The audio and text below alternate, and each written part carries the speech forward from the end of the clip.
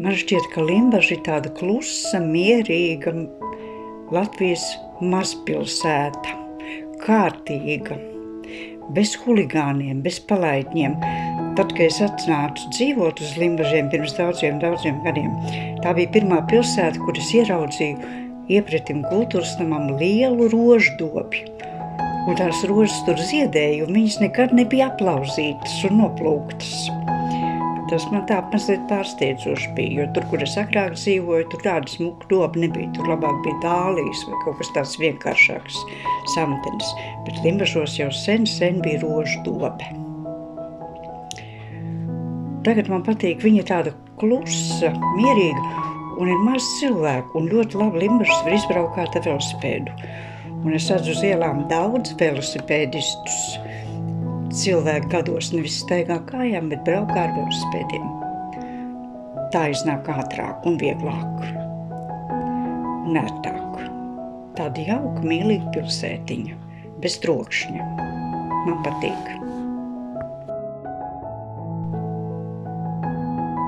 Man šķiet, ka Limbažiem ir 3 izcilas vērtības.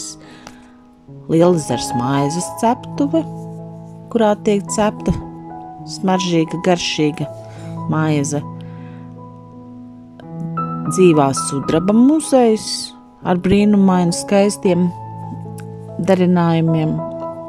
Un Lielezers un tā dabas taka, kur jauki pavadīt brīvo laiku.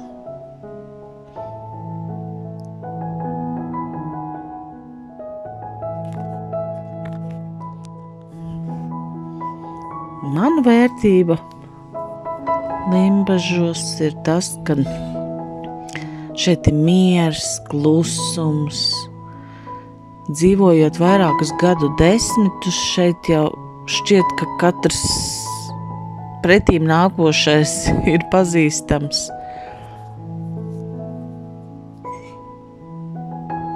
Un tāda miera sajūta, tu atbrauc un atpūties. Nav tāda arī pēc gariem ceļojumiem vai ilgākas probūtnes šeit var mierīgi atpūsties, būt kā mājās, ka tu var nedomāt par tādām saspringtām lietām.